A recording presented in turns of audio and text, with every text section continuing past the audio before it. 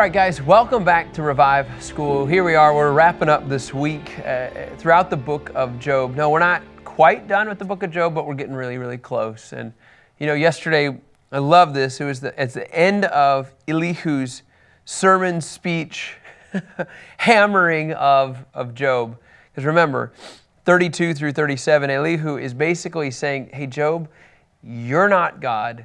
Quit acting like it. Oh, no, by the way, here's characteristics of God. And can you do this? Can you do this? And what I like about this is there's a guy named Benjamin Jowett, okay? Now, hang in here for a second. They asked him this question. Benjamin, because he's a really smart dude, we want to know what your opinion of God is. And he went through a bunch of sentences and just comments. And at the very end of his quote, he says this, that's really not the correct question to ask. What's my opinion of God? I really should ask, what is God's opinion of me? And that's really what happens in Job 38. You switch from Job's opinion of God. You actually switch from even Elihu's opinion.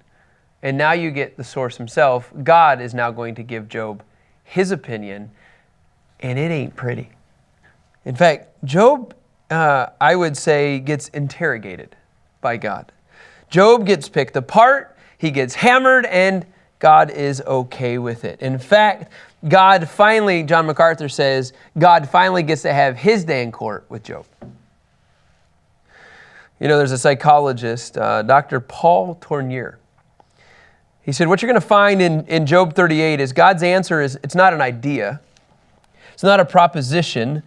Like the conclusion of a theorem, it is actually God himself.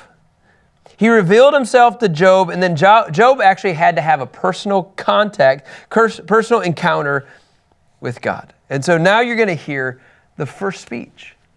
The first speech that God delivers before Job. And it says this in verse 1, then the Lord answered Job from the whirlwind.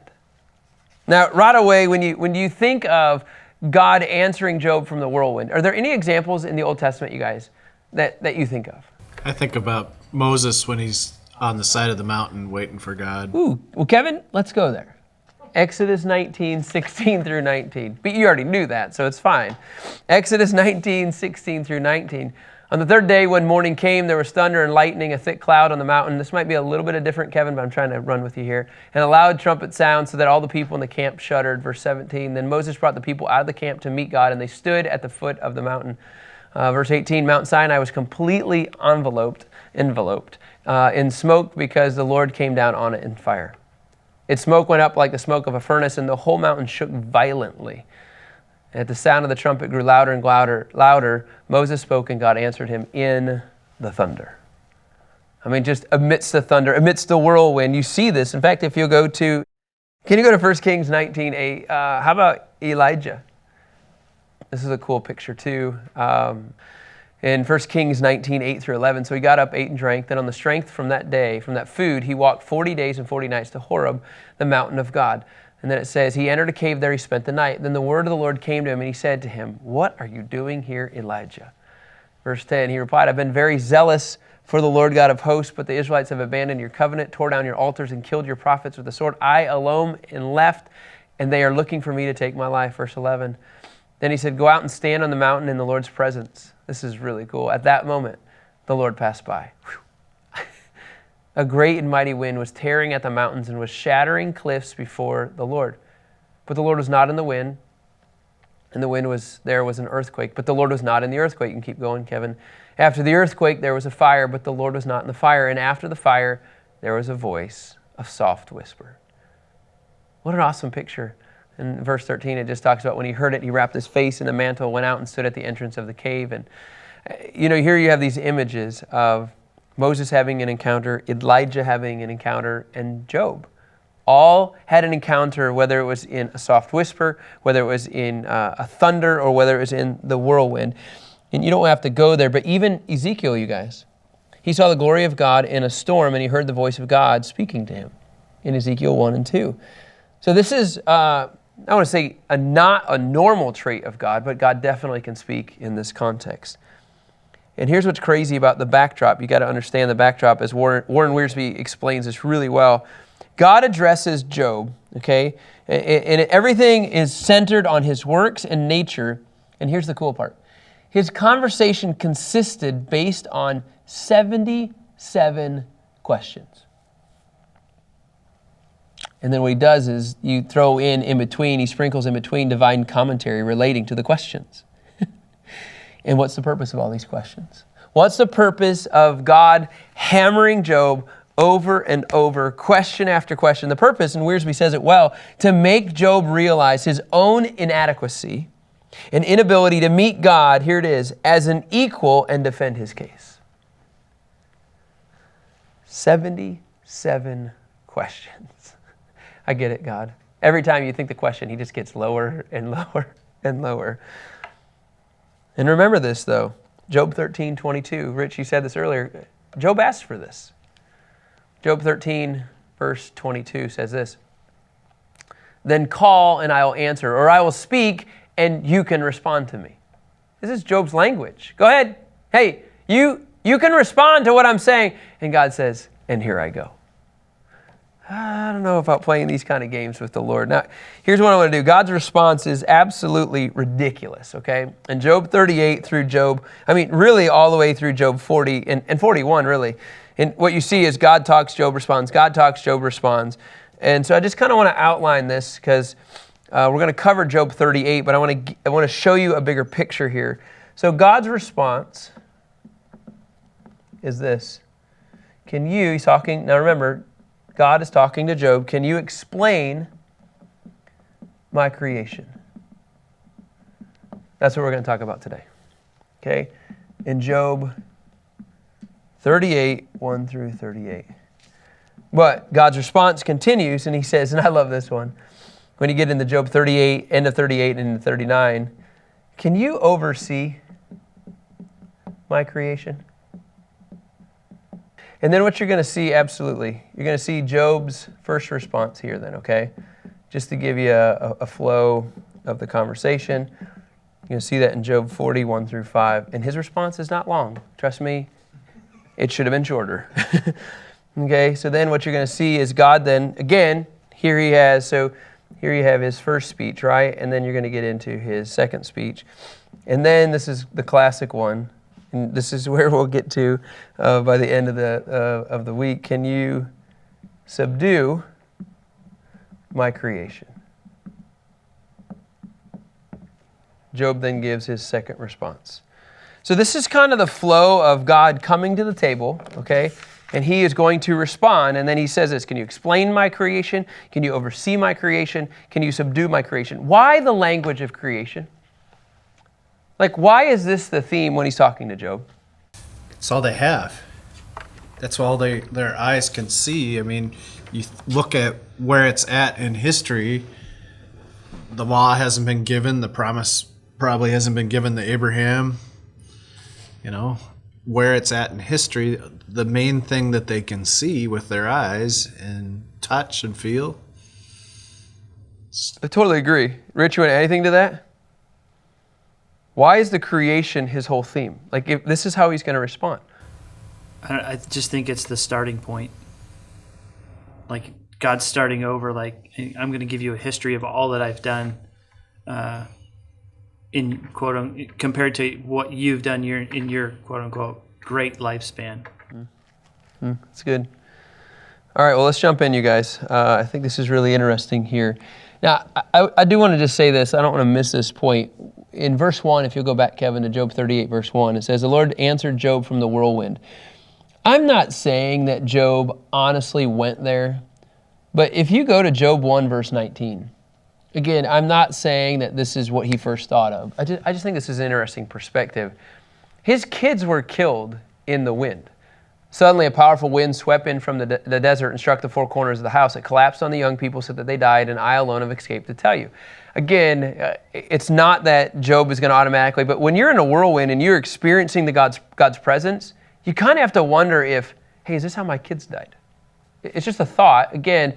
And so God is, I feel like, not only talking, but he's showing his presence. He's letting Job feel his presence. If you go to Job 9, verse 16, 17, and 18 for me too. Again, this is going to take a little bit longer to do the backdrop, but Now, in Job 9, just so you guys have an understanding, because it's kind of like, hey, who's talking who and when did they talk? And so in Job 8, Bildad speaks, okay? Job's response is to Bildad in Job 9, okay? So in Job 9, 16, 17, 18, watch this. He says, if I summoned him and he answered me, I did not believe he would pay attention to what I said. In verse 17, he then says this, he batters me with a whirlwind and multiplies my wounds without cause. Verse 18, he doesn't let me catch my breath, but he soaks me with bitter experiences. So Job knows, if you go back to verse 17, he understands like God can be in the whirlwind. His kids were killed with the wind. He even talks about how God has beat him and battered him with the whirlwind. So like it's an interesting, it's just an interesting perspective here to me. And then if you go to Job 23, verse 3, Kevin. Job 23, verse 3. He says, if only I knew how to find him so that I could go to his throne.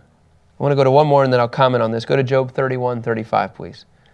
If I could only find him so I could go talk to him. Job 31, 35, it says this, if only I had somebody to hear my case, here's my signature, let the Almighty answer me, let my opponent compose his indictment. So what he's talking about, he's building this case of, all right, where's God? I need to talk to him. I need God to talk to me in this process, and now it's happening. I know like that's kind of obvious because we're saying God's answering him, but you got to remember we've been doing this every single day for a long time. And all Job's ever wanted was God to answer him. This is the moment that Rich has been waiting for and Job's been waiting for. All of us have been waiting for this answer. The problem is Job stirred the pot a little too much. In verse 2 it says, who is this? This is God speaking. Who is this who obscures my counsel with ignorant words? The Living Bible's translation says, why are you using your ignorance to deny my providence? In other words, hey, you idiot. Who do you think you are? I mean, Job had to be speechless, but yet he thought like that this is what he wanted. And now what he's getting what he wanted, he's like, I'm not sure I want this. You know, I love when my kids ask me for treats, and sometimes you're like, you know what, here, just have the whole bag. And then within the 18th, candy bar, they're like, Dad, I can't have any more.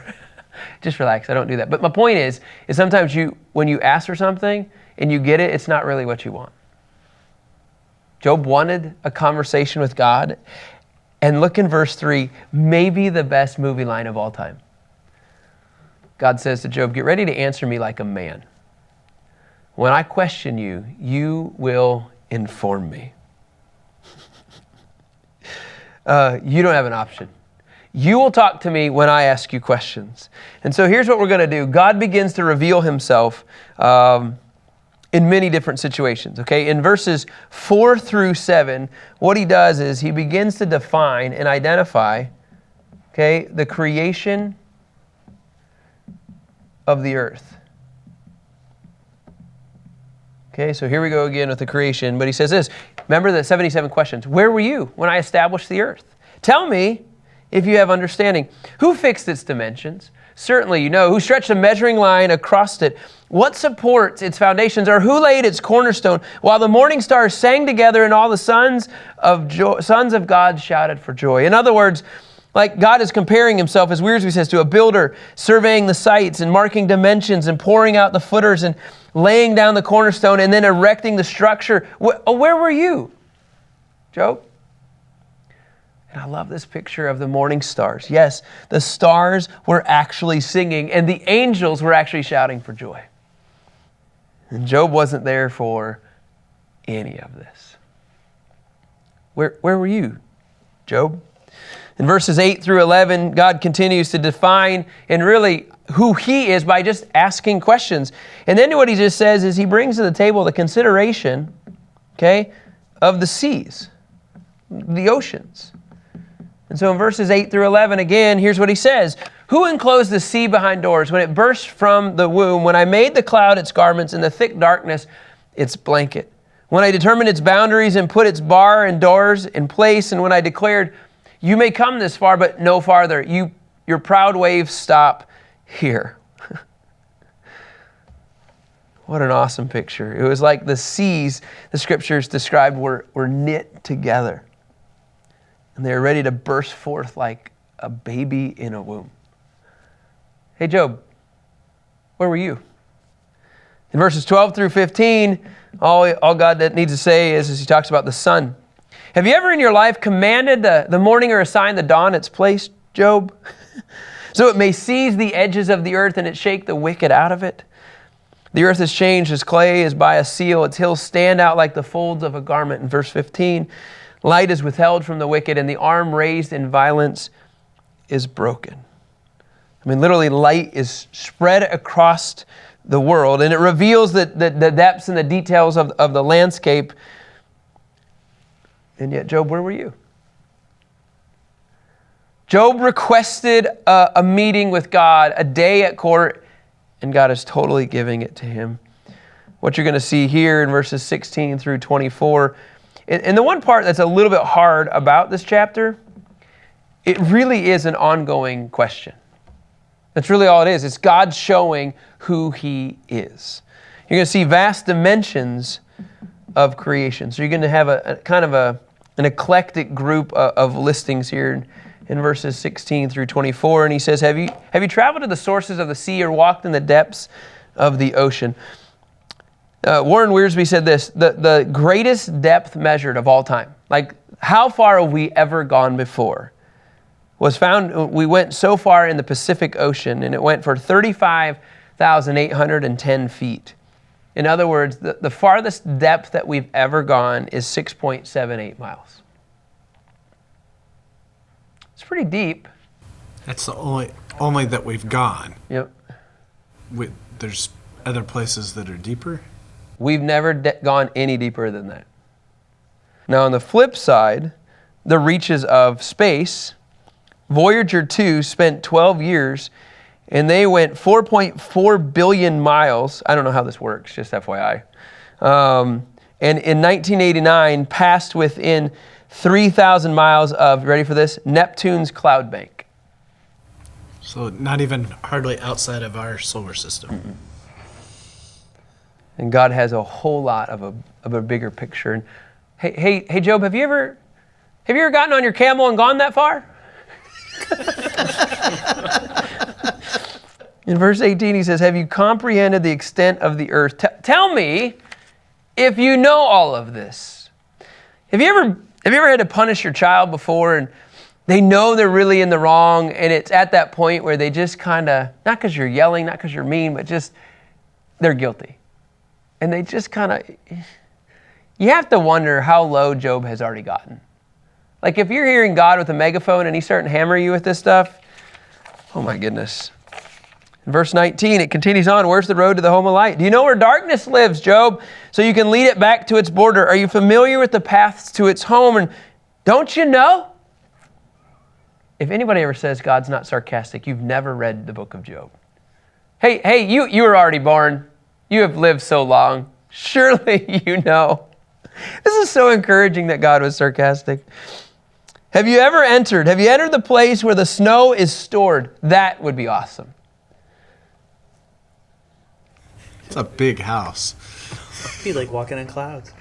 Have you ever seen the storehouses of hail? Hey, Job, you ever been there before? It's bigger than any Amazon place. Amazon Prime blows it out of the water. Snow is stored there all the time. Boy, it'd be cold to work in there. Which I hold in reserve for times of trouble. This is really interesting.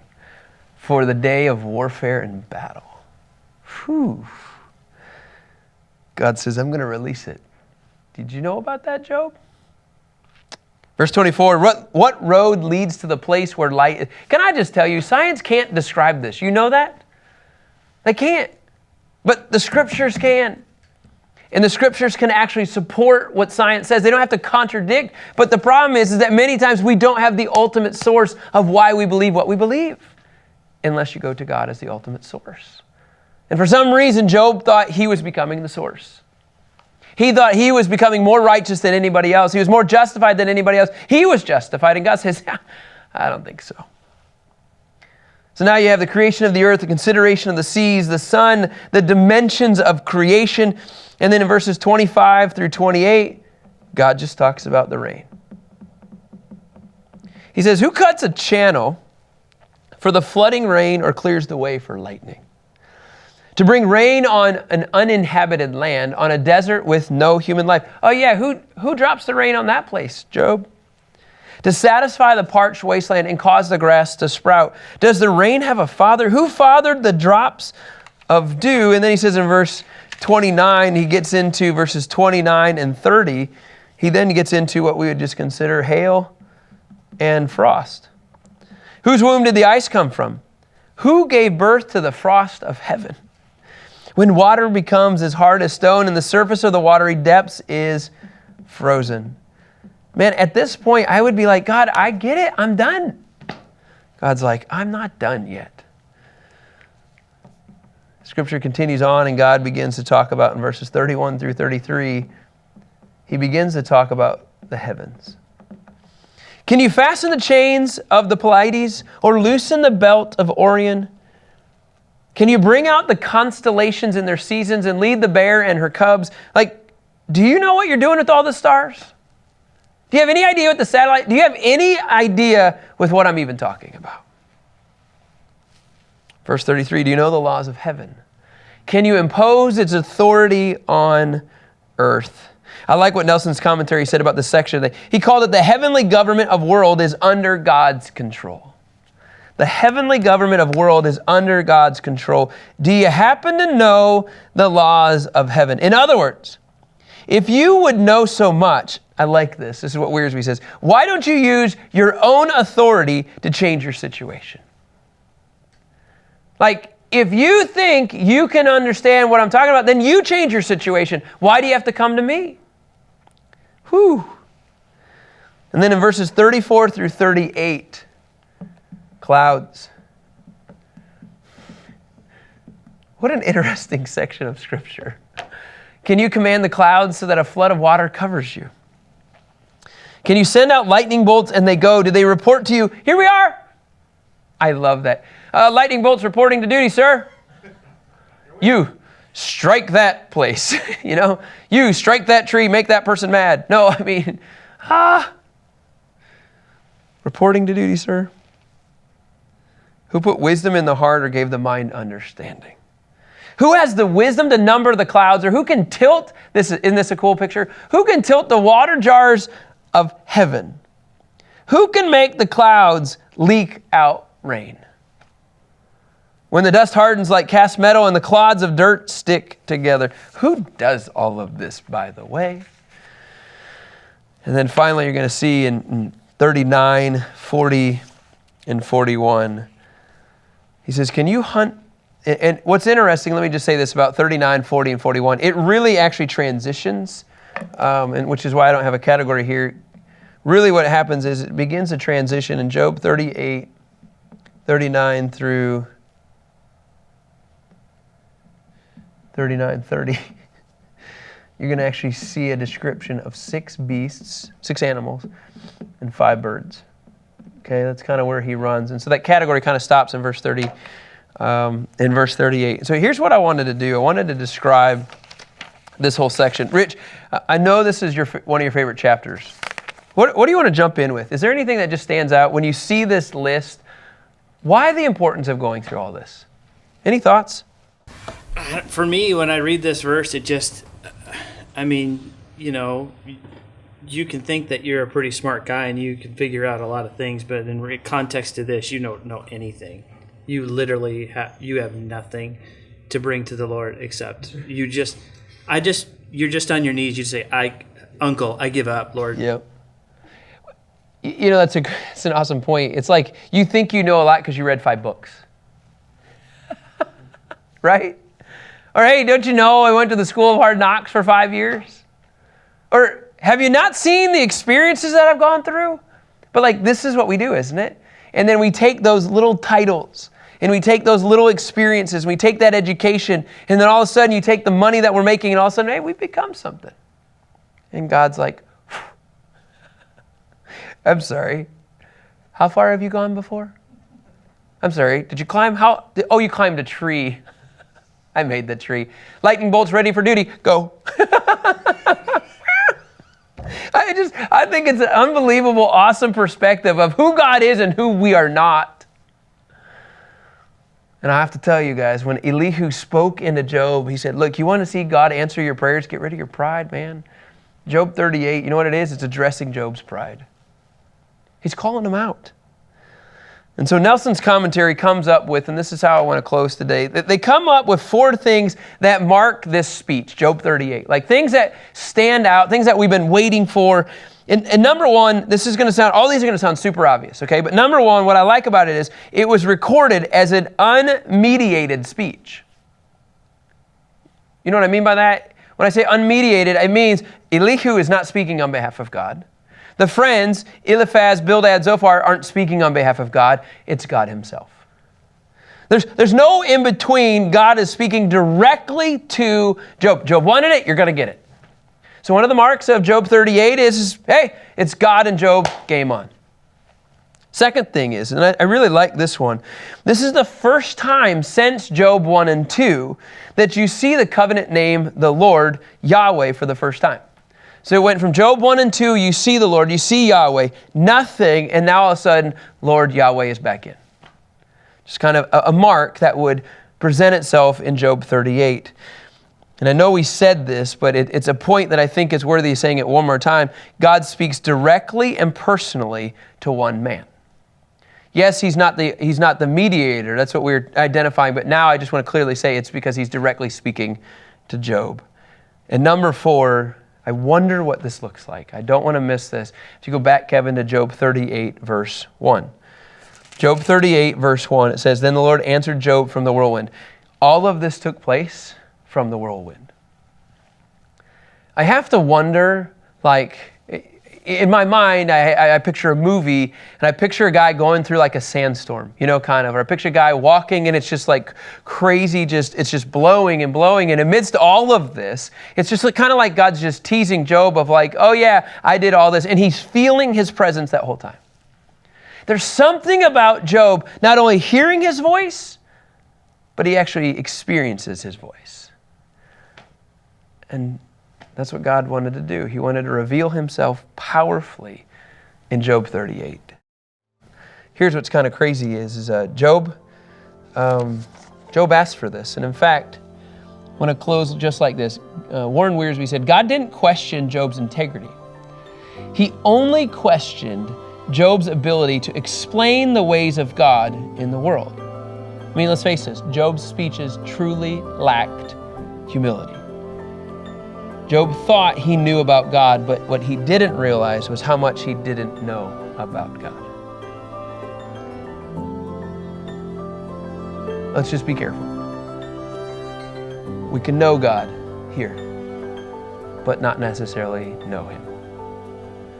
And that's what I love about Job 38. All right, guys, have a great day. We'll talk to you tomorrow.